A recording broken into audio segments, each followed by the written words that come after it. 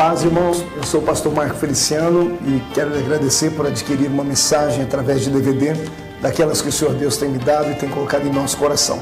A mensagem que você vai ouvir agora, ou melhor, daqui a alguns momentos, vai impactar a sua vida, vai mudar a sua história, vai mexer com a sua alma, vai trazer uma experiência com Deus como você jamais sonhou em ter em toda a sua vida. Eu profetizo sobre a sua vida que daqui a alguns momentos a sua história vai mudar. Quero também, mais uma vez, te agradecer por ter adquirido essa mensagem, porque através dela você me ajuda a sustentar esse ministério. O ministério É Hora de Semear Fogo, esse ministério que Deus colocou sobre os meus ombros, é um ministério pesado. Nós temos muitas famílias que dependem da vida desse ministério, daquilo que o Senhor nos dá, por isso vivemos da fé e da venda desses materiais. Assim como você adquiriu esta mensagem, adquira outras mensagens como nós temos aí gravado. Nós temos dezenas de temas que você pode adquirir através do nosso telefone, que está aparecendo aí no seu vídeo agora, 021-2497-4610, ou através do nosso site www.marcofeliciano.com.br. Adquirindo essas mensagens em DVDs, em CDs ou até mesmo em livros, como nós temos aí uma gama de material, um leque de materiais que o Senhor tem nos dado, você me ajuda a manter esse ministério em evidência, você ajuda esse ministério a ficar de pé e me dá graça para poder continuar a pregar o Evangelho de Cristo Jesus. Por isso, eu quero te agradecer e espero, mais uma vez, que você e sua casa e todos que estiverem perto de você sejam impactados por Deus agora, porque vem aí uma avalanche do céu através dessa mensagem, em nome de Jesus.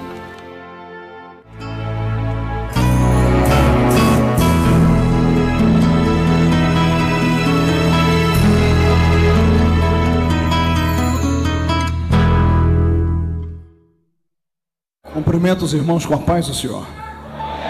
Vamos estar em pé. Os que trouxeram a Bíblia, abram-na comigo na Epístola de Paulo a Tito, capítulo de número 2 e o versículo de número 11. Epístola de São Paulo a Tito, capítulo 2 e o versículo 11. Quem encontrou, diga amém. Quem não encontrou, diga misericórdia. Eu espero você achar. Esses livros pequenos da Bíblia são desse jeito, são difíceis de achar. Enquanto você está procurando, eu quero externar os meus agradecimentos a Deus pelo ministério que Ele nos confiou e as pessoas que estiveram envolvidas na nossa vinda aqui na Assembleia de Deus da Penha. Pastor Silas, que se tornou um grande amigo, um grande homem de Deus, um príncipe dessa geração, e aos demais pastores que, por certo, devem ter passado num crivo, né, para poder estar aqui. Fiquei feliz em conhecer pessoalmente o pastor Santos, o pastor Vicente e o pastor Odilton. Tito 2 e 11. Porque a graça de Deus se há manifestado, trazendo salvação a todos os homens. Amém? Vou ler de novo. Porque a graça de Deus se há manifestado, trazendo salvação a todos os homens. Feche a Bíblia, coloque no banco, coloque na cadeira. Pega na mão de um crente bem pentecostal aí do seu lado.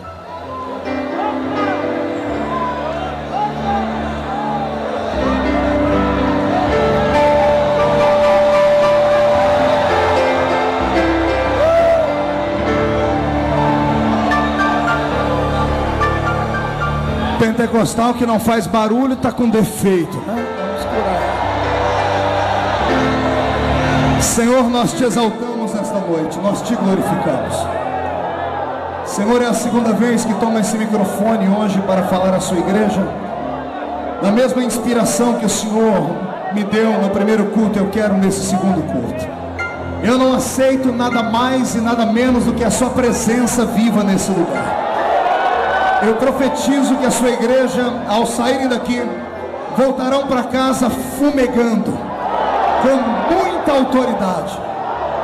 Senhor, antes que eu comece a pregar, eu lhe faço os dois pedidos que faço sempre. O primeiro é que ao redor deste templo, num raio de 5 quilômetros, onde houver um demônio alojado agora, onde houver um espírito maligno se alojando, eu dou a eles 5 segundos para desaparecerem da penha.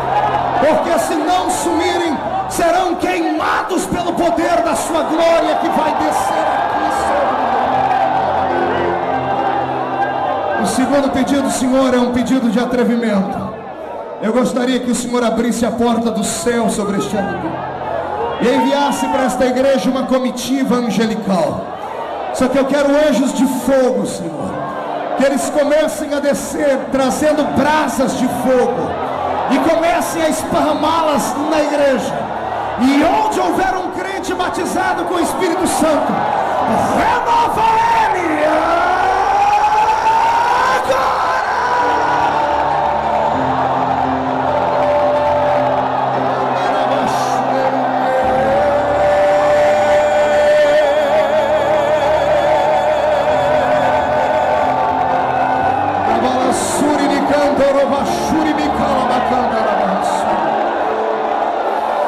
Fica conosco, Pai. É o que eu te peço em nome de Jesus Cristo. Amém, amém e amém. Os que podem, tomem seu assento, glorificando e aplaudindo a Jesus. Glória a Deus.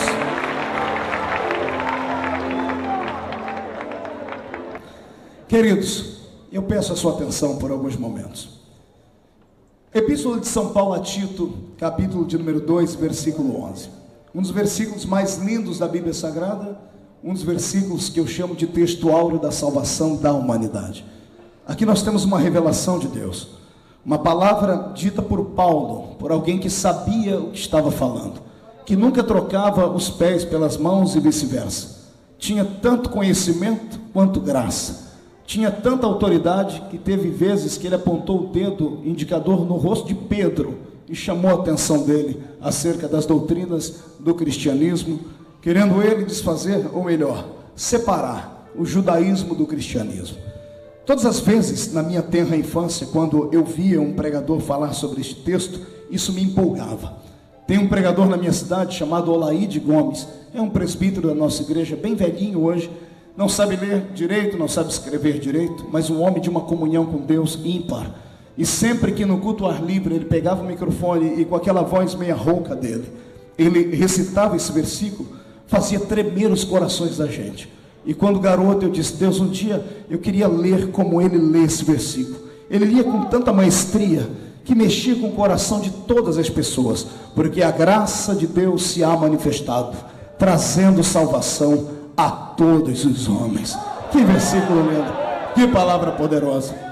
E o tempo foi passando e o Senhor me deu a graça e a oportunidade de pregar o seu evangelho desde muito criança. Desde os 14 anos eu ministro. A bem da verdade que não falava com 14 com o conhecimento que tenho hoje aos 33, mas desde os 14 anos a minha recordação da minha infância ou é com um microfone como esse na mão, ou um megafone, ou gritando na rua parecendo um louco. Por isso a voz ficou grossa e encorpou, né? Quem conhece o pastor Marcos só pela voz pensa que eu sou um homem de 2 metros de altura. Aí quando olha para mim vê que Jesus eu vou conversar com Jesus quando chegar no céu. Pode ficar tranquilo. Me disseram que se tamanho fosse dinheiro eu servia só para troco. Olha que tristeza. Eu não sei por que falam isso. Mas um dia desse orando, eu não sei se foi revelação ou se foi uma reveladura, mas que veio ao meu coração e eu fiquei muito feliz. Eu tenho dito por todo lugar isso: o céu ama os baixinhos, irmãos. Tem algum baixinho aí que ficou feliz de ouvir isso? Agora pergunta: por que, pastor? Não ouvi direito. Porque na hora de derramar unção e glória, os anjos preferem os baixinhos porque enche mais rápido. Derramou, já transborda.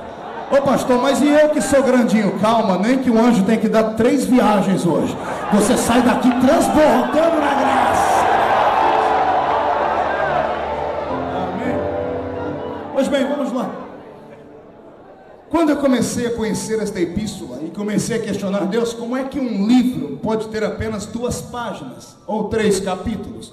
Como é que um livro pode ser tão pequeno, inserido aqui nesse contexto sagrado? Eu falei: Senhor, como pode uma carta ser chamada de livro? Que poder, que valor tem esta epístola? Quando o Senhor começou a me dar as revelações, eu confesso a vocês, eu fiquei de queixo caído e tive que dar glória a Deus durante um bom tempo. Não há nada escrito na Bíblia Sagrada que não tenha a inspiração do Deus eterno. Tudo o que está escrito aqui, se não fez efeito na sua vida, vai fazer hoje. E se não fizer hoje, vai fazer no amanhã. Este livro não é comum. Dizem por aí que ele aberto é a boca de Deus falando e fechado é um livro comum. É mentira. Ele aberto ou fechado é a boca de Deus falando. Esse livro aqui, ele é uma arma, calibre 66 de 2 canos, Velho e Novo Testamento. 66 são 66 livros que cospem sangue e fogo. Sangue para perdão de pecados e fogo para inundar a sua alma da incandescência da glória do Senhor. Quem aceita e acredita nisso, jogue a mão para cima e mais um grito de glória. Pronto, estou começando a me empolgar. Tito 2:11, eu quero falar hoje para vocês sobre o escândalo da graça. Diga para o seu irmão, faça biquinho para falar, diga para ele, o escândalo da graça. Pastor Marco, mas a graça é um escândalo? Se é, você vai ficar ruborizado hoje aqui. Você vai descobrir por que é que você está aqui no nosso meio. O que vai ter gente que vai ficar triste, mas depois vai se alegrar. Porque tem gente que acha que ele foi salvo porque ele é bonito. É verdade. Ainda bem que ninguém é salvo pela beleza que tem. Senão eu e a maioria dos que estamos aqui no púlpito, com exceção do pastor Santos, é claro, a gente era sempre o último da fila, não é? Ninguém é salvo por aquilo que tem aqui por fora, mas pelo desejo que tem aqui por dentro. Eu tenho 2 palavras para lhe dar. Primeiro eu quero lhe dar uma revelação. Diga para o seu irmão, você crê em revelação? Diga, então aperte o cinto para não cair. Uma vez lendo este texto, eu fiquei perplexo. Porque o capítulo 2, o versículo 11, parece ter um erro de português. Pelo menos na minha tradução. Está escrito, porque a graça de Deus se há...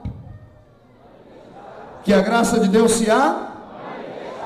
Olha aí, teve gente que falou manifestada. Porque eu já li assim muitas vezes, mas não está escrito manifestada. Está escrita manifestado no masculino. Aqui entra a minha crise, porque eu conheço um pouquinho da língua portuguesa, um pouquinho do vernáculo e já estudei um pouco de semântica.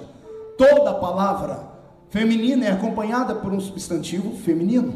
Ninguém diz que a mulher é feio, ninguém diz que o homem é bonita. Nós dizemos e usamos o termo certo, empregado na palavra certa. Uma palavra feminina acompanhada de um substantivo feminino. Aqui deveria estar escrito, porque a graça de Deus se há manifestada. Mas está escrito que a graça de Deus se há manifestado. Eu pensei que havia um erro de português. Liguei para um amigo meu em Brasília, que faz parte da Academia Brasileira de Letras Evangélicas. E eu disse, pastor, encontrei um problema aqui. Ele disse, Marco, de fato, eu nunca havia parado para pensar nisso. Me dê 3 horas que eu já ligo para você te explicando. Passou 3 dias e ele não me ligou. No 4º dia ele me ligou e disse, Marco, você achou uma pérola. Evangelista curioso, você encontrou uma coisa diferente. Ele foi, e eu naquela cidade, e o que é que eu encontrei? Foi eu, não sei. Eu falei, como é que o senhor sabe que é diferente? Ele falou, não, porque de fato, a palavra graça eu fui estudar. Ele disse, na raiz da palavra, ela pode estar muito bem servida como a palavra feminina, como a palavra masculina. Se estivesse escrito aqui que a graça de Deus foi manifestada, estaria certo também. E eu falei, tá, mas então por que o tradutor, quando traduziu, em vez de colocar graça manifestada, que era o mais certo aos nossos ouvidos, colocou graça manifestado? Ele falou para mim, vai falar com o autor da Bíblia, só ele, para te responder o porquê disso aí. Você acredita que quando a gente pede, Deus fala? Quem acredita nisso ainda? E não é que eu fui orar e falei com Deus algumas horas, e o que Deus me respondeu, digo para o seu irmão, agora desaperta o cinto. O que Deus me respondeu me fez pular igual milho de pipoca em panela quente dentro da minha casa de madrugada, irmãos. É forte. O Senhor disse para mim, filho, quem traduziu a primeira Bíblia para a língua portuguesa não foi um pastor cheio do Espírito Santo, foi um sacerdote romano, você sabe disso, está escrito aí na sua Bíblia, Padre João Ferreira de Almeida. E o Senhor disse para mim, filho, na hora de traduzir, a língua portuguesa é muito grande, todos aqui que estudam sabem disso, existem pelo menos 2.600.000 verbetes da língua portuguesa, contra 600.000 da língua inglesa e pouquinha coisa mais da língua do grego. Então, para cada palavra apresentada, existem 10, 12 palavras que são semelhantes. Então, na hora da tradução, ele poderia ter colocado 1 milhão de coisas aqui, inclusive graça manifestada. Eu falei, Senhor, e por que ele não colocou graça manifestada? O Senhor disse, porque eu não dou a minha glória para ninguém, e não sou Deus de confusão, e não deixo brecha para Satanás pegar um dedinho sequer na minha palavra. Falei, pai, não estou entendendo. O Senhor disse, filho, ora só, Imagine um sacerdote romano traduzindo a palavra e ainda escrevendo que a graça foi manifestada. Todos eles lá do clero poderiam bater no peito, está vendo? É por isso que nós amamos Maria, porque a graça poderia ter sido manifestada no feminino, em Maria. A graça poderia ter sido manifestada em Fátima, poderia ter sido manifestada na Santa Biroqueta do Norte. Até os macumbeiros poderiam dizer: a graça foi manifestada em Iemanjá. Mas como Deus não reparte a sua glória com ninguém, diz: a graça foi manifestada no masculino, pelo meu Filho amado e unigênito, Jesus Cristo de Nazaré. Quem serve a este Cristo aí, deixa ele te... Entendeu? A graça foi manifestada no masculino e ponto final. Pastor Marco, vou caçar briga com os humanistas agora. Vou caçar briga com aqueles que estudam demais da conta e dizem assim: olha, Deus não tem sexo. E é claro que não. A minha Bíblia diz que ele é um ser assexuado. Mas a Bíblia não chama ele de mãe, a Bíblia chama ele de pai. E quando tem um filho, não chama de filha, chama de filho. O meu Jesus, eu não sei o seu pode ser aquele do Mel Gibson, que parece até um pouquinho afeminado, não é? O seu pode ser aquele que passou ontem na Rede Globo, coitadinho. Você olha para ele, dá vontade de dar um beijinho no rosto dele, com a pele parecendo um bumbumzinho de nenê, também tratado, né? O seu pode ser aquele. O meu Cristo é macho, e eu provo pela Bíblia que ele é macho. Eu provo pela Bíblia que o meu Deus é macho. A minha Bíblia diz que todo menino de 8 dias nascido entre os judeus macho tinha que ser apresentado no templo. Maria estava com as entranhas dela ainda toda aberta, dilacerada. No 8º dia estava ela dentro do templo, olhando para o sacerdote, dizendo: eu vim apresentar o machinho que Deus me deu aqui. Esse aqui é macho. Ananias levantou ele para o céu e disse: Senhor, está aqui nascido dentre os homens um que é macho. Então meu Cristo é macho. Entendeu por que ele era corajoso? Entendeu por que ele não era frouxo e nem calça curta, como muita gente pensa? O meu Cristo é um Cristo de poder, e eu não nego a fé que eu tenho nele. E por isso eu estou pregando aqui sobre a vida e sobre a autoridade da graça que ele liberou. Você já foi alcançado por ela? Mais um grito de glória a Deus então, para eu voltar a história. Mas tem mais aqui para você.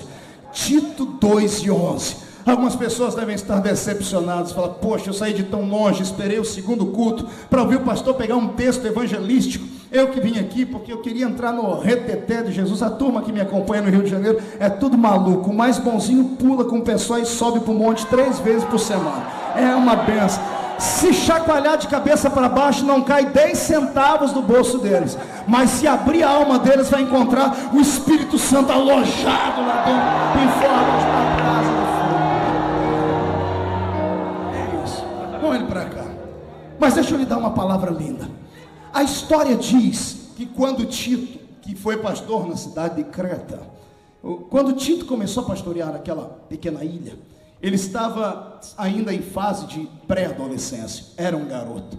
Ser pastor naquela época não era como hoje, que lhe dão tantas coisas boas. Ser pastor naquela época não lhe dava direito a ter um carro, uma casa, não lhe dava direito a ter bens. A igreja era uma igreja menina, estava começando a crescer. Não havia um grande salário, as pessoas faziam por amor. Não bastasse ter este problema, ainda tinha o problema da falta de obreiros. Então sempre que alguém aparecia meio louco, dizendo assim: eu quero ser, o Espírito Santo, e catava o indivíduo: então você vai ser, porque nós precisamos de muitos obreiros. Paulo tinha uma trupe de garotos que o acompanhavam para ouvir a sua pregação. Tito era um deles. Tito tinha lá os seus 18 anos, quando foi empossado pastor dessa igreja. Era garoto no corpo, mas as pessoas não podiam olhar para a embalagem dele, porque o conteúdo era um conteúdo de um homem de Deus. Havia ele aprendido aos pés de Paulo. Tito agora estava diante de uma igreja, e Paulo havia ensinado aos seus discípulos: não quero que vocês misturem judaísmo com cristianismo. Nós temos que diferenciar o cristianismo do judaísmo. Até então, porque nós conhecemos Atos dos Apóstolos, e em Atos nós vamos encontrar ou um cristianismo judaico ou um judaísmo cristão. Daí as brigas, as divergências que houveram entre os apóstolos. Agora eu vejo Paulo chamando seus discípulos, dizendo: não quero que vocês citem o Velho Testamento. Eu quero que vocês levem revelação à igreja. Quero que vocês citem coisas novas. Tudo que vocês têm ouvido de mim, passem para frente, preguem para o povo, e o povo vai ficar feliz. Lembre-se, cuidado com o Velho Testamento. Eu quero que vocês tragam para o povo a época da graça, a palavra de Cristo e a revelação dela. Imagine você viver numa época onde você não tinha a Bíblia sequer escrita para estudar. O Velho Testamento, Paulo havia deixado de lado, não queria que ninguém estudasse. Paulo queria agora filosofar, e ele criou a filosofia cristã. Foi graças a Paulo que nós temos hoje uma igreja estabelecida, as doutrinas e coisas assim. Paulo está agora dizendo aos seus discípulos: preguem um evangelho por revelação. Não havia palavras escritas. Eu imagino como é que o pregador ia para o culto naquela época. Se hoje, com a Bíblia na mão, tem vezes que a Bíblia está gigante, a gente não acha nada o que falar. Tem vezes que nós não temos uma inspiração para pregar. Imagine você chegar numa igreja, aquela multidão de 10, 15 pessoas para lhe ouvir, e você de joelho falando: papai do céu, eu preciso de uma mensagem hoje. E o papai do céu tem que abrir um fax do céu e descer uma mensagem instantânea na cabeça do pregador. Coisas que ele nunca havia lido, coisas que o Senhor havia lhe revelado, ou que lhe havia feito lembrar da boca do apóstolo Paulo. A história diz que o que aconteceu, o incidente que gerou esta carta, foi exatamente num culto de ceia, o culto mais alegre e fervoroso da igreja. Eu não sei se você concorda comigo, mas o culto de ceia é aquele culto, irmãos, que a gente tem gosto e prazer de vir. A gente vem caído, rasgado, com flechas, a gente vem machucado, dilacerado, com a ferida aberta, vem se arrastando. Quando senta no banco, a gente olha para Satanás, dá uma risadinha de canto de boca e diz assim: você não conseguiu me vencer. Mais 30 dias, machucado, mas de pé, caído, mas já vou ser erguido aqui. Oh glória! No culto de ceia, irmão, se o diabo entrar e esquecer que é diabo, até ele acaba dando glória ao nome de Jesus Cristo. Eu tenho esse pensamento comigo. Agora olhe para cá, lá está Tito agora dentro da igreja, ministrando por revelação. Ministrando como? Por? Dá um grito aí, crente, 1, 2, 3. Ministrando por revelação. E ele começa a dizer: estamos aqui reunidos para, em memória de Cristo Jesus, fazermos tudo aquilo que Paulo nos ensinou. Agora, lembrando que ele nos ensinou que o Senhor Jesus, na noite em que foi traído, tomou o cálice, e a história toda que nós recitamos quando estamos no culto de ceia. E Tito fazendo agora a homilia ou catecismo da fé cristã, dizendo: nós seguimos a um Cristo que nasceu de Maria, padeceu sob Pôncio Pilatos, morreu, mas ressuscitou, foi assunto ao céu e hoje está sentado à destra de Deus Pai, intercedendo por todos nós. Aí aguardamos o grande dia da sua volta. Só de ouvir isso, você já vai ao delírio e à loucura. Imagina um pregador daquela época dizer: eu ouvi dizer que ele saiu da sepultura vivo. O seu rosto quebrantado saiu de dentro da sepultura como o rosto de um leão da tribo de Judá. Eu imagino ele florindo o sermão, como todo pregador faz. E pregador, irmãos, ele se empolga com o grito do povo. O povo grita de lá, o pregador não para mais, começa a falar, ele vai falando de cá, e ele falando. E a igreja nova, não havia pecado escondido, essas coisas, mas a igreja santificada, o emocional da igreja indo a mil, o povo lembrando que Jesus morreu, mas que ressuscitou. Daqui a pouco diz a história que Tito libera uma palavra do Velho Testamento. Ele não podia falar, mas acabou falando. Estamos aqui reunidos em torno do nome de Jesus, que nasceu de Maria, padeceu sob Pôncio Pilatos, morreu, mas foi ressuscitado, mas que antes do dia ser dia, ele já era, e tudo que foi feito por ele, e sem ele, nada do que foi feito se fez. Hein? A história diz que ele recita o versículo de Isaías: ainda antes que houvesse dia eu era, e não há ninguém que possa livrar alguém das minhas mãos, porque operando eu quem me impedirá. Detalhe: os espirituais fizeram igual você, pulou, gritou, queria sair correndo, plantar bananeira de tanta alegria. Mas havia uma raça de crente na igreja de Tito que aqui na Penha não tem, só tem lá na minha terra, lá na Vila Tatu, onde eu cresci. Ô raça ruim! Só o sangue de Jesus Cristo para ter misericórdia. São dissimulados e dissimuladores. Só porque tem uma carteirinha de membro no bolso, só porque leram a Bíblia algumas vezes, só porque usa a mesma roupa que a gente, e às vezes usa a Bíblia como um adereço debaixo do braço, como se fosse um perfume, pensa que conhece tudo e sabe tudo, e às vezes até mais do que quem está pregando. Pode até saber, mas guarde para você pela educação. O cidadão lá não teve educação. A história diz que ele levantou, parou Tito no meio da mensagem e disse assim: pastor, o senhor pregou uma coisa aí que não tem lógica. E Tito falou: o que é que eu preguei? O senhor disse que Jesus nasceu de Maria. Nasceu de Maria. Mas o senhor está dizendo que ele é Deus desde a eternidade. Ele é Deus desde a eternidade. Então o senhor quer dizer que ele criou a mãe dele para depois entrar na barriga dela e nascer? Ele fez a mãe dele para depois entrar dentro da barriga dela e nascer? A história diz que Tito parou. Não tinha base teológica, não tinha estudo, não conhecia a revelação do que nós chamamos de encarnação, que é um dos grandes mistérios da Bíblia Sagrada. E mistério é aquilo que só Deus sabe, mistério é aquilo que Deus só revela no tempo certo, e mistério é aquilo que Deus só revela para quem tem intimidade com Ele, não é para qualquer um. O pregador ficou com as calças na mão, porque o cidadão colocou ele numa sinuca, porque ele disse que ele havia nascido de Maria, mas ele disse que ele era Deus desde a eternidade. E como Paulo não havia sistematizado a fé da encarnação, ou seja, o mistério da vinda de Cristo à terra, Tito ficou perdido. E naquele momento eu imagino o sorriso de Satanás na boca daquele infeliz, irmão. Ô raça ruim, que nem para ficar endemoniado presta. É perigoso o diabo chegar e ele deixar o diabo endemoniado. É verdade, são pessoas que vêm para a igreja do Senhor depois de muito tempo na fé, ou acabou de chegar, acha que é o rei da cocada santa, acha que pode tudo, acha que Jesus estabeleceu ele como juiz de causas espirituais, e Jesus não instituiu ninguém como juiz de causas espirituais. Está entendendo? Você não é juiz, você é um réu como eu, é um réu remido, lavado pelo sangue, mas é réu. Se eu fosse você, eu abria essa boca bonita que Jesus te deu e dava um grito de glória ao nome.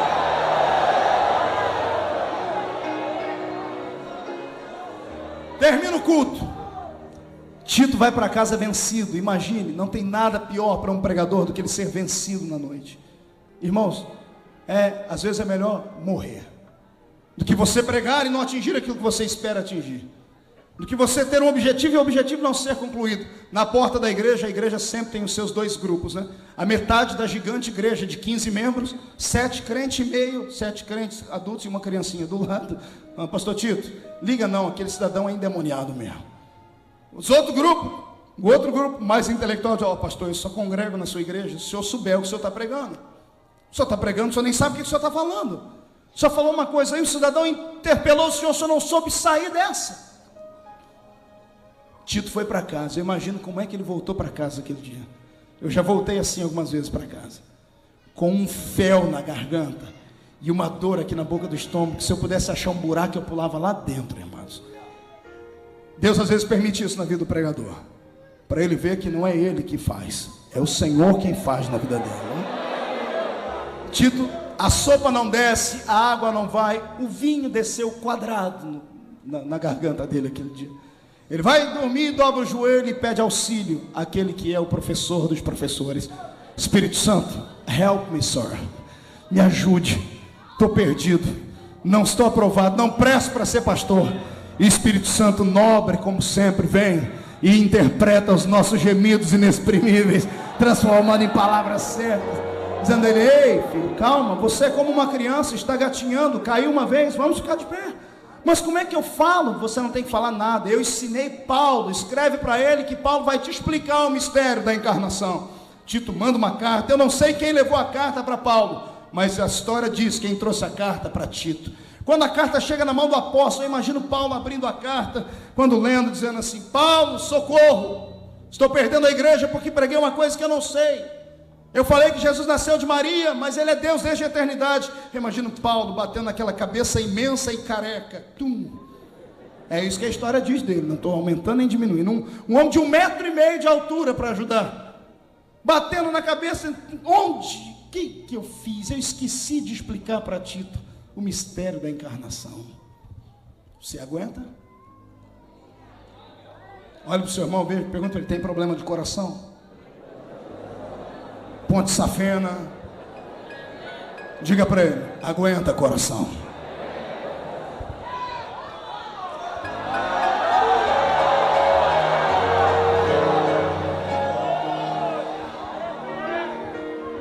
O mistério da encarnação é algo que nós aceitamos por fé, e só por fé.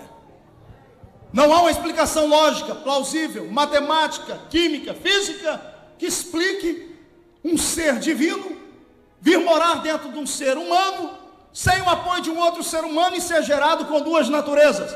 A ciência já tentou fabricar alguns bebês desse jeito, mas não deram conta. Conseguiram fazer um bebezinho de proveito, agora estão tentando clonar. Dizem que já estão clonando seres por aí. Agora, fazer um bebê que tinha duas naturezas, essa Deus fez, guardou a fórmula só para ele. Só Deus fez.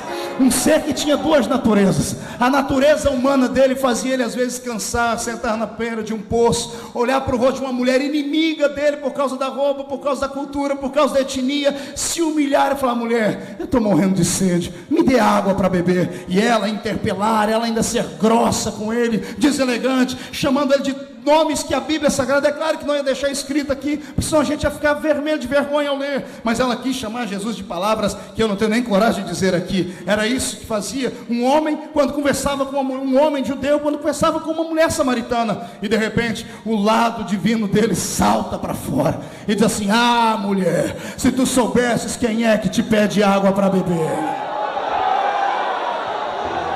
A minha natureza humana pede água para beber porque eu estou com sede, mas a minha natureza divina manda eu falar assim para você: olha, eu tenho uma água que quem toma dela nunca mais torna a ter sede.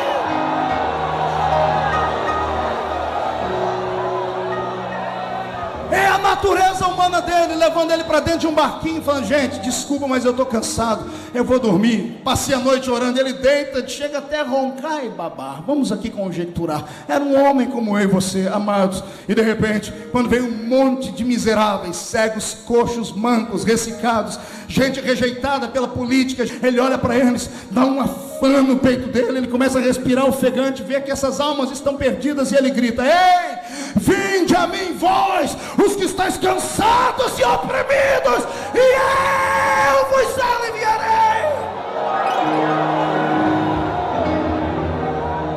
A ciência não fez e jamais fará alguém como ele. Para tentar chegar perto da compreensão, você tem que entender Tito 2:11, porque quando Paulo escreve a carta e manda para Tito, quando Tito abre a carta, quem mandou a carta para Tito foi Apolo, grande pregador eloquente. Se Paulo era um grande pregador, eu imagino Apolo. Para Paulo liberar uma palavra de ânimo, ou melhor, para Paulo liberar uma palavra levantando uma pessoa, elogiando, é porque o cidadão era bom. Eu queria ver um sermão de Apolo. Apolo devia ser assim, uma mistura de Silas Malafaia com Benihim, com o pastor, não dá, o nome dele é difícil de falar aqui. É uma mistura de tudo isso aí junto. Imagina só, era Apolo. Apolo chega, vai fazer uma campanha em Creta e diz: Tito, tem um presente para você. O que foi? Estive com o apóstolo e ele mandou essa carta para você. Tito corre para o quarto, tremendo, abre. Quando ele abre, está aqui, ó, a epístola. E ele começa lendo assim: Tito, não dê ouvido a esses homens carnais que tem na sua igreja, a esse povo que fica tentando te tirar do sério. Leia depois a epístola na sua casa. Paulo fala assim: não dê atenção, repreenda a eles, Tito.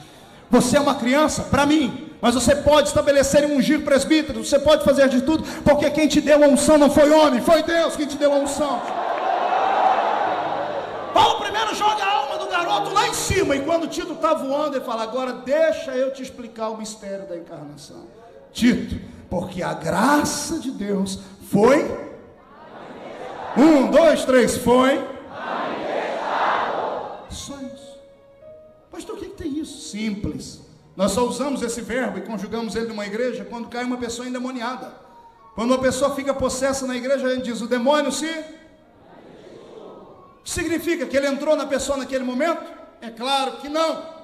O demônio estava lá, alojado nos recônditos da alma, escondido por causa de pontos de contato, brechas abertas. Algo aconteceu na esfera espiritual que envolveu o corpo onde ele estava abrigado. E de repente ele se viu na necessidade de sair dali. Em protesto ele começa a gritar, a rosnar, mas ele é obrigado a ir embora, porque alguma coisa aconteceu na esfera que fez ele desaparecer. Está entendendo? Não é que ele entrou naquele momento, ele já estava lá, ele apenas se... Paulo está dizendo: Tito, ele sempre existiu. A graça não é um sentimento. A graça não é uma coisa, a graça é uma pessoa. E a pessoa mais bela que o universo já conheceu. A graça é Jesus de Nazaré. Ele é a graça. Um favor imerecido. Algo que não se dá para explicar com palavras, senão com teatros, com tentativas de homens para tentar colocar dentro da nossa cabeça o que foi que ele fez. É quase impossível dizer o que foi que ele fez. Por quê, pastor? É simples, você já se viu no espelho, você já viu a pessoa que está do seu lado. Se você fosse Deus, você salvaria ela? Fala para mim. Esse irmão já pisou no seu pé, já falou para você sair de perto dele, já mandou você parar de gritar. É verdade. Irmão, estou falando sério. As pessoas que chamam a sua atenção, se você fosse Deus, você salvaria esse indivíduo aí? Pois bem, ainda bem que você não é Deus. Ele é. Ele olhou para você e eu não sei o que ele viu em você, irmão. Não. Vou falar de mim, eu não sei o que ele viu em mim, amados, hoje que eu estou um pouquinho melhor. Você já me conhecia antes de ter Jesus na vida. Eu olhava para o espelho, eu era tão feio que eu não sabia se eu estava de frente ou se eu estava de costa. Era uma coisa esquisita. Irmão, era o filho do cão com a pombagira misturado, sabe? Aí eu pertencia para ajudar um partido, que você também já pertenceu, partido da sigla PPP, Partido dos Pecadores Perdidos. E um dia andando pelas ruas da cidade, ninguém dava um voto por você, nem por mim, nem minha mãe acreditava em mim, nem o seu pai acreditava em você, não era, pertencíamos ao mesmo partido. Detalhe, só tínhamos uma coisa, no dia da votação de eleger ou não, nós fomos eleitos por apenas um voto Minerva, o voto do sangue dele. Ele olhou para você, foi com a tua cara e ponto final. Isso, irmão, é graça. Isso é graça, é saber que ele, na magnitude do seu poder, tendo milhares e milhares de anjos à sua disposição, um anjinho, só um anjinho menorzinho deles, um dia ele disse assim, ó, vai lá no reino da Síria e mata 185 mil soldados inimigos que estão oprimindo o meu povo. Um anjinho deles, está entendendo? O outro tem tanto poder que pegou Satanás pelo gogó e jogou ele para fora do céu. Anjos pequenininhos. E sabe o que ele acha mais lindo? Ao invés de ele dar atenção para esses seres bonitos, belos, para os querubins, que isso aqui tem uma imagem composta na Bíblia que a gente não consegue nem entender como é que eles são, de tão gloriosos que são, ao invés dele ficar olhando para eles, apaixonado por eles, todo dia ele debruça na janela do céu, olha para baixo, olha para você. Vou falar uma coisa que você vai amar agora. Olha, você acorda de manhã, nem o seu marido consegue ficar perto de você, irmão. Você tá, é sério. Vai dar bom dia para uma flor sem escovar os dentes, a flor murcha. Só o sangue de Jesus. Estou falando sério. Irmão, você já viu como é que se acorda? Você, essa moça que está do seu lado, que parece a Barbie, sabe? Essa aí. Ela agora, perto de você, parece a Xuxa. Quando acorda, parece a bruxa, irmão. Vai lá ver o negócio esquisito que é. É remela no olho, é seborré no cabelo, é bafo na boca. Misericórdia. Ninguém aguenta você. Pois bem, você acorda daquele jeito. Jesus olha do céu, dá uma piscadinha para você e diz, eu sou apaixonado por você. Eu faço qualquer coisa por você. Eu te amo.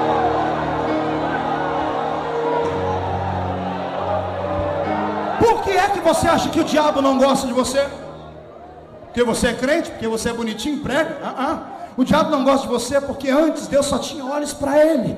Porque ele era uma estrela de quinta grandeza no céu, era belo. Leia Ezequiel e você vai ver que o dia que ele nasceu dentro dele a música. A música foi criada dentro do corpo de Lúcifer. Cada vez que ele andava, sons saíam de dentro dele. Ezequiel 22, 23 e 24, leia na sua casa depois. Deus só tinha olhos para ele, de repente ele falhou, ele faliu e caiu. Deus poderia ter elegido um outro anjo para ficar no lugar dele. Deus falou, não, vou fazer um outro ser agora, mais bonito, mais forte, mais poderoso. Ele saiu do céu e veio na terra, pegou barro e fez você, pôs você de pé, soprou em você o espírito dele. Detalhe, tirou de Lúcifer o dom que ele tinha, que era o dom de louvar e de adorar, e enfiou dentro da sua garganta para você abrir a boca e adorar.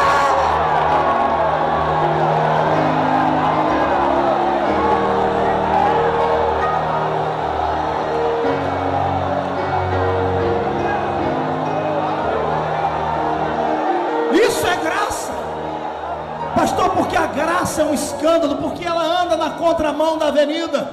O mundo quer aquilo que é melhor. Vai fazer um teste para trabalhar em qualquer lugar. Se você não tiver beleza, se você não tiver altura, estatura, bem perfumado e se vestir bem, possivelmente você tem 50% de chance de não conseguir um emprego. Pode ser intelectual, pode ter capacidade psíquica, se não tiver beleza você não consegue nada. A graça anda na contramão da avenida.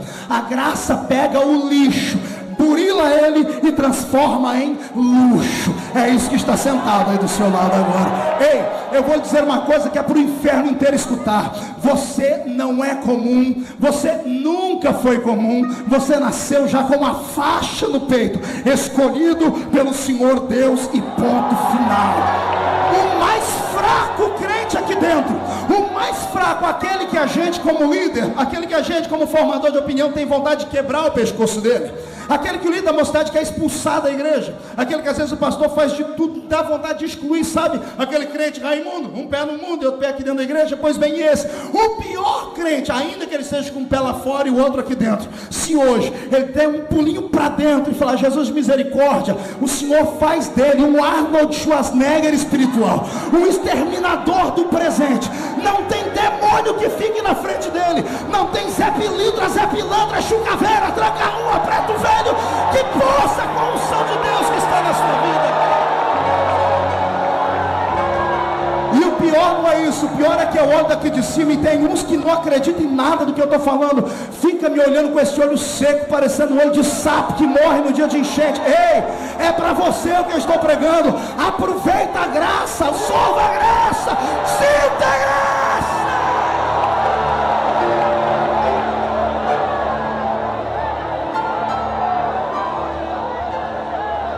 Ele já existia.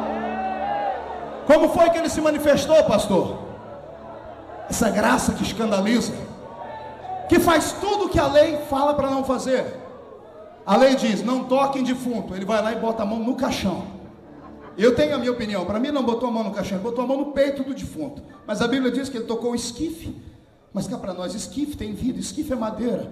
É que quem escreveu foi judeu, com medo de macular a imagem de Jesus, o infeliz deixou a gente sem dar glória a Deus. Jesus não tocou no esquife do filho da viúva de Naim, ele tocou no peito do defunto, porque esquife não precisa de ressurreição.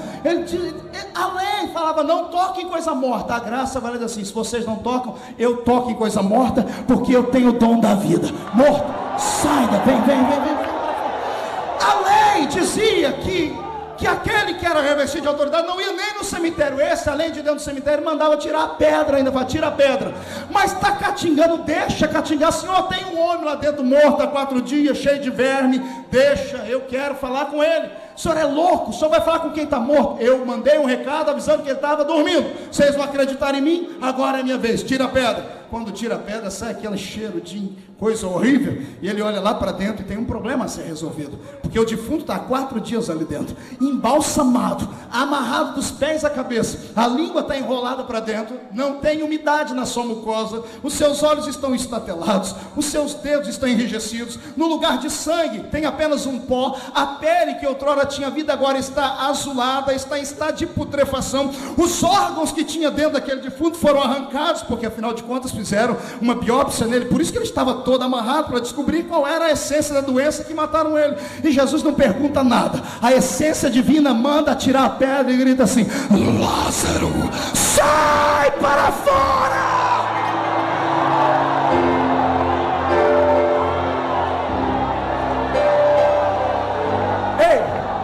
Ei, eu penso, pastor Santos, que nem Jesus pensou no que ele fez. Quando ele disse sai para fora, eu acho que ele achou que tinha enterrado o Lázaro de qualquer jeito, normal, mas não, tinha enterrado o Lázaro amarrado. Primeiro, os ossos quebrados tiveram que voltar ao normal, a pele azulada teve que ficar amarelada, os olhos tiveram que nascer de novo, as pupilas, a língua desenrolou, começou a ter umidade, o sangue de coagulado começou a ficar líquido, esquentou, todos os líquidos químicos que estavam dentro dele para embalsamar vazaram do corpo dele, os órgãos arrancados tiveram que ser nascidos de novo lá dentro, tudo porque ele deu uma palavra. Quem manda é porque pode, e quem tem juízo, obedeça, por favor. Ele falou: é para sair para fora e ponto final. Agora vem a parte mais engraçada, pastor. Se ele dissesse: Lázaro, ressuscita. Lázaro, ressuscita e sai para fora. Ele está tudo amarrado. tem a cena, uma cena bizarra e engraçada, trágica, cômica. Imagine um defunto saindo de dentro da tumba, pulando, igual canguru. Imagina lá, ô Jesus, que mico o Senhor me fez passar? Não tinha outro jeito de o Senhor fazer, não. Tem que sair pulando. A lei e a graça não batiam. Agora Paulo está dizendo, filho e Tito, a graça foi manifestada. Já existia. Como é que ela foi manifestada? Pergunta para o seu irmão, como foi? Olha para cá. Deus, no Velho Testamento todo, tentou o coração da humanidade. De Gênesis a Malaquias, da primeira à quinta dispensação, o Senhor tentou conquistar o coração da humanidade. E Deus fez o que havia de melhor. Ele veio da melhor maneira possível. Quando entramos em Isaías capítulo 6 e o versículo 8, quando nós lemos aquele texto que muitas pessoas usam para se pregar em cultos missionários, nós temos algo interessante. Ali não é Isaías que está dizendo, é Deus que está perguntando. Deus voou sobre a terra e não encontrou coração para pousar. Agora ele retorna para o céu, senta no trono e diz, e agora? A quem enviarei? E quem há de ir por nós? Não tem ninguém na terra, nem debaixo dela e nem em cima dela. A humanidade está perdida e falida, porque eu tentei de tudo e não conquistei. É nessa hora que ele, que já existia, a graça já estava lá. A direita do Pai levanta uma mão e bate no ombro dele, tranquilizando. Pai, sim filho, eis-me aqui. Envia-me a mim. Riquezas de detalhe. Eu imagino Deus dizendo, meu filho, eu já fui. Eu tirei o espírito da terra, eu preguei isso no primeiro sermão. Eu saí de lá, os homens nos expulsaram. Eu imagino Jesus dizendo assim, pai, é porque quando o Senhor foi, o Senhor tentou da melhor maneira. Assim como uma pessoa quando vai pedir emprego, ela não vai mal arrumada e leva o melhor currículo. Assim como você quando foi conquistar a sua cara metade, usou um perfume diferente, uma roupa diferente. Todas as pessoas que vão se apresentar para conquistar alguém, elas se mostram com o melhor que tem. Deus fez isso. E aí talvez tenha sido o erro que o homem não entendeu. Porque quando Deus vem do céu, no Velho Testamento, ele vem em cima de uma nuvem que relampejava e saía fogo, a Shekinah. Quando ele vai falar com os homens, os montes chacoalhavam de um lado para o outro. Quando ele vai se revelar para alguém, as pessoas morrem. Quando alguém vai tentar segurar uma arca que representava a presença dele, porque ela está caindo, a pessoa é fulminada. Deus tentou se apresentar com o melhor que ele tinha, e o homem não entendeu.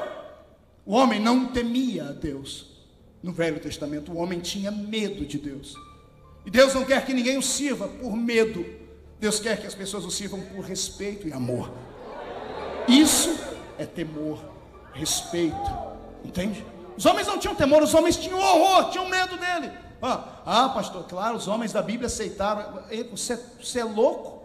Você está diante de uma sarça, pegando fogo, sem se queimar, e uma voz diz assim, eu preciso de você. Você vai falar que não vai?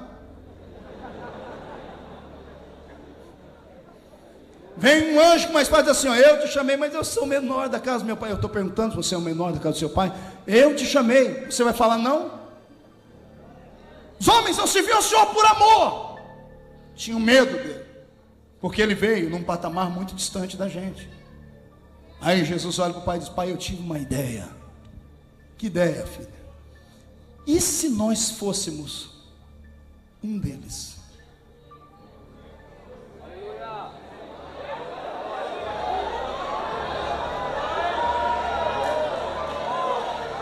Como? E se eu abandonar a minha realeza celeste e descer lá para ser como eles são, de carne e osso? Eu imagino o diálogo, estou traçando um diálogo. Mas para que isso, filho? Pai, o senhor já sentiu frio? Calor? Dor? O senhor já sentiu traição? O senhor já sentiu a perda de alguém que morreu? O senhor sabe o que é solidão? Acordar durante a noite e não ter um amigo para recorrer? Você já passou fome? Imagina a divindade falando e dizendo, não, nós nunca passamos. Pai, talvez seja por isso que a gente não consiga convencê-los. Vamos ser um como eles são para entender o que eles passam. Aleluia. Isso me emociona. Isso para mim é o resumo da graça. É a parte que mais me deixa feliz nessa minha vida. Eu sou um homem completo e realizado. Tenho uma família linda, tenho 3 filhas que são a cara do pai, vocês vão conhecer, são tremendas. Tenho uma esposa bela, tenho um ministério abençoado, novo, 53 países do mundo. Estamos num programa de TV também, em 2 canais do Brasil. Deus tem me abençoado, mas a minha maior alegria não é nada disso. A minha maior alegria é saber que todas as vezes que eu escorrego, que eu piso no tomate, todas as vezes que eu bato com a cara no muro, todas as vezes que eu faço alguma coisa que não devia fazer antes que eu morra, porque o salário do pecado é a morte. Antes que eu seja fulminado e o diabo trague a minha alma, lá no céu levanta uma mão furada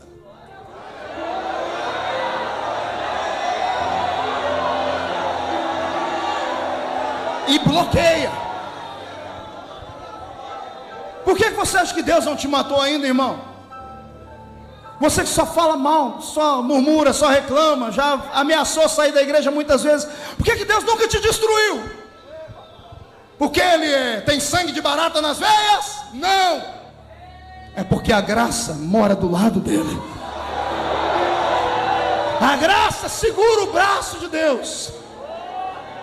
Quando você fala o que não deve, é o Espírito Santo que age. Por que a Bíblia diz que Ele intercede por nós com gemidos inexprimíveis? Toda vez que você fala o que não deve, o Espírito Santo filtra as palavras.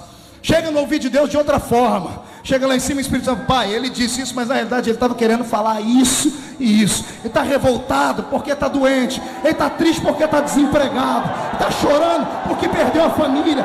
Vamos ajudar. É nessa hora que a graça se manifesta. Sabe o que é graça? A graça para mim é o que eu estou vendo aqui de cima. Pessoas que eu não conheço, mas que estão ouvindo essa palavra. E a palavra está vindo como um remédio curando o câncer, arrancando a doença da alma. Eu profetizo que todos os demônios de acusação que te seguiram até essa igreja hoje já se debandaram, já voltaram para o inferno, porque a graça do Senhor vai sobre ti.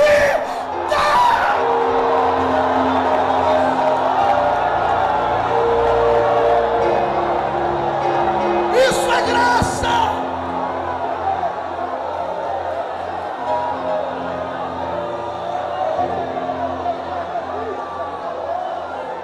Vou te dizer o que é graça. Graça é eu segurar a Bíblia na mão esquerda, o livro mais ético, mais moralista, mais legalista do mundo, e botar na outra mão o maníaco do parque, assassino de 13 almas, confessas, e chegar diante de Deus e dizer: Senhor, escolhe um dos dois.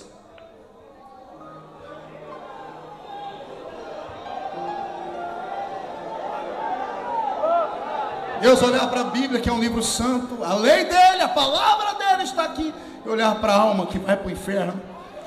Ele diz assim: a lei não foi feita, melhor, o homem não foi feito por causa da lei, a lei foi feita por causa do homem. Entre a palavra e o homem vale mais.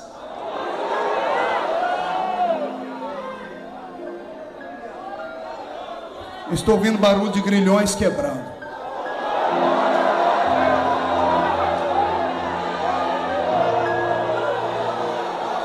Não sei qual foi a ameaça que Satanás mandou para a sua vida. Eu sei que hoje esse infeliz do cão vai ter que beijar a lona, porque o poder do sangue de Jesus ainda tem efeito. Não há nenhum super-homem, não há nenhuma mulher maravilha aqui dentro.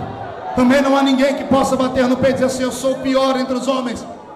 A graça me deixa dizer para você assim: não tem nada que você faça para Deus te amar mais do que Ele te ama. Também não tem nada que você faça para Deus te amar menos do que Ele te ama. Deus não te ama por aquilo que você faz. Deus não te ama por você fazer coisas.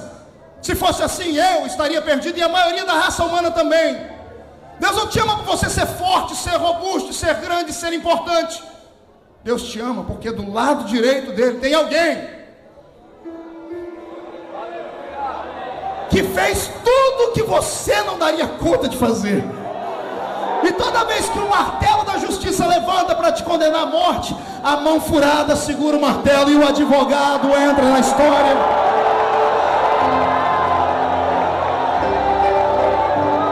E aí, pastor Santos, o diabo, promotor do inferno, marca uma audiência com Deus. Não duvidaria se estivesse nessa audiência agora, apontando aqui para a pé, dizendo: está vendo aquela igreja lá? Todos pecaram, e a sua lei é irrevogável. A alma que pecar esta, o salário do pecado é a... Ele, que é pai da mentira, pela primeira vez na vida não mente, e diz assim: eu não quero muita coisa, eu só quero que o Senhor cumpra a sua palavra. Deus é santo, é justo. Levanta o martelo, do lado direito levanta uma mão furada, segura e diz: papai, eu posso ser advogado deles? Pode, todo réu tem direito a um advogado. O senhor aceitou a Bíblia como livro de acusação? Sim, porque aqui tem 370 classes de pecado. Quantas classes de pecado eu disse? Tem pecado contra tudo e contra todos. É impossível não burlar pelo menos uma lei dessa estabelecida aqui. Pecado contra a natureza, contra o seu pai, contra a sua mãe, contra o seu vizinho, contra o seu próximo, contra o seu corpo, contra o Espírito Santo, contra a igreja, contra o poder eclesiástico. Pecado contra tudo e contra todos. 370 classes de pecado. Quem é que pode me dizer que não erra? E se o salário do pecado é a morte, Deus não pode voltar atrás. Por que nós estamos vivos? Porque à direita do Pai levanta alguém e diz: pai, o senhor aceitou a Bíblia como livro de acusação? Posso usar ela como arma de defesa? Pode, filho. Aí vem Jesus. Ele, o acusador, é mentiroso, mas hoje ele não está mentindo. Todos pecaram e... o diabo dá um pulo no canto e diz: yes. A alma que pecar essa? Yes. O diabo já vai pegando, como não tem celular no inferno, ele liga para os demoniculares. O demônio vai falando: abre aí, porque abre a porteira que vai vir de avalanche hoje. Aí Jesus pega a Bíblia e diz assim: pai, de fato, esse livro tem 370 classes de pecados, mas esse mesmo livro apresenta 8.000 promessas de perdão. Você não entendeu? Eu disse 8.000 promessas de perdão. E como bom advogado de uma retórica impecável, ele olha para o diabo e diz assim: vou citar algumas. O justo pode cair até 7 vezes, mas de todas elas o Senhor o levantará. Pode deixar de ser herói porque contou o segredo e raspar o seu cabelo, está trabalhando como um jumento, empurrando uma moinha, triturando milho como Sansão, mas o cabelo voltará a crescer. Ele cai, mas não permanece caído. E só para acabar logo a conversa, Romanos 8:1: nenhuma condenação há para os que estão em Cristo Jesus, nosso Senhor.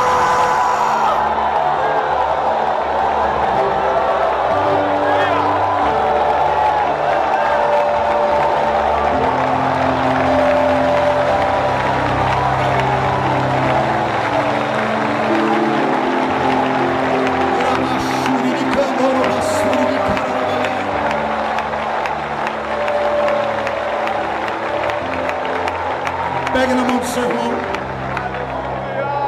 A graça foi manifestada. Apocalipse 5. Tem um homem dentro do céu, fazendo algo que ninguém faria se chegasse lá, chorando. Alguém chorar no céu? Se a minha Bíblia tem uma palavra dizendo que dos nossos olhos todas as lágrimas serão enxutas. Mas tem um homem chorando no Apocalipse 5. Porque ele entrou numa sala, viu os 24 anciões, viu seres, viu coisas inefáveis, e viu ao lado de um grande trono um livro fechado por dentro e por fora. E que livro era esse? Não era apenas livro de coisas futuras, de acontecimentos de destruição. Porque o Apocalipse, o Senhor disse a João, coisas que foram, que são e ainda hão de acontecer. Apocalipse 5 fala do livro da redenção da humanidade, fechado por dentro e por fora. Ninguém podia olhar o livro, abrir o livro, nem desatar os seus selos. E João explica: é por isso que eu chorava lá dentro do céu. Enquanto ele está chorando, com razão, porque se o livro não fosse aberto, não teria igreja. Se o livro não fosse aberto, não teria línguas estranhas. Se o livro não fosse aberto, você não poderia sair daqui com a sua alma limpa para voar. Se o livro não fosse aberto, você ainda era escravo de Satanás. E João chorava muito, mas enquanto ele chora, a minha Bíblia diz que um ancião de dias se aproxima dele e diz assim: João, não chores. Como não chorar? O livro está fechado. João, não chores. O senhor não ouviu alguém gritar aí que ninguém na terra, nem em cima dela, nem debaixo dela foi encontrado digno nem de olhar? Vão de lá de abrir o livro. João, não chore, já encontramos alguém, não na terra, mas aqui em cima no céu. E quem é ele? João, é aquele cidadão lá no canto. Aí o homem aponta, e João olha no céu e diz: quem é ele? E o homem diz assim: é um conhecido nosso, é um amigo da gente. Mas qual é o nome dele? Eis ali, João, o leão da tribo de Judá, que venceu para abrir o livro.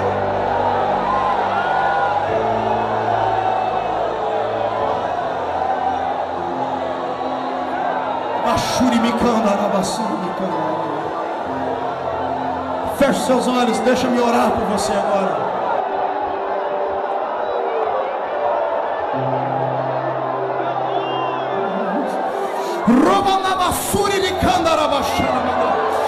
Nos quatro cantos desta igreja, meu Pai, onde houver uma alma arrependida com lágrimas nos olhos, eu ministro sobre elas o poder do sangue de Jesus Cristo, que perdoa todos os pecados.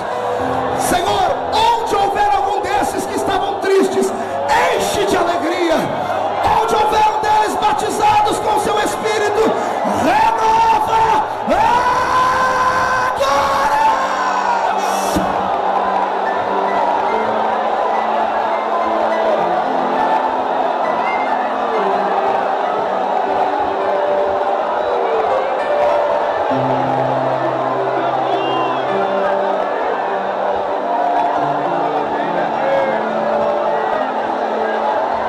Solte a mão do seu irmão, levante a mão direita para cima. Como profeta de Deus, eu profetizo nessa noite que a graça vive e ainda é eficaz, e que o poder desta graça que perdoa, que salva, está sobre a sua vida, e ninguém pode tirar isso de você. Ninguém. Quando voltar para sua casa, nenhum demônio inteligente ficará na sua frente. Os que te encararem serão demônios suicidas, vão te encarar para morrer. Diga comigo, em nome de Jesus, todos os acusadores, para a palma da minha mão agora. Feche a sua mão, pela fé. Eu conto até 3, você joga no chão e pisa em cima. Cuidado com a galeria, que eu não sei se ela aguenta. 1. Você está voltando para casa limpo e purificado. 1,5. A sua família sofrerá uma mudança radical a partir de amanhã. 2. A sua igreja viverá o melhor momento da graça já vista na terra. 2,5. Satanás é um derrotado. 3. Joga no chão, piso em cima.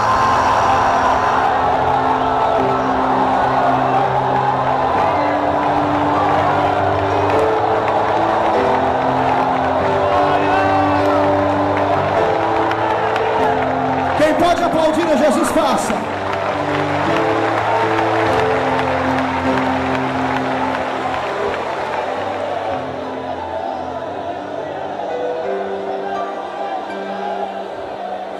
Me tomastes em teus braços e me deste salvação. Seu amor é derramado em meu coração. Não sei como agradecer-te pelo que tens feito a mim. Eu só posso dar-te agora a minha canção, para dar-te graça. Graças, Senhor. Graças, meu Senhor Jesus.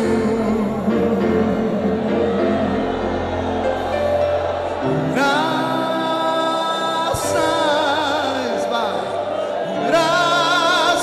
Senhor.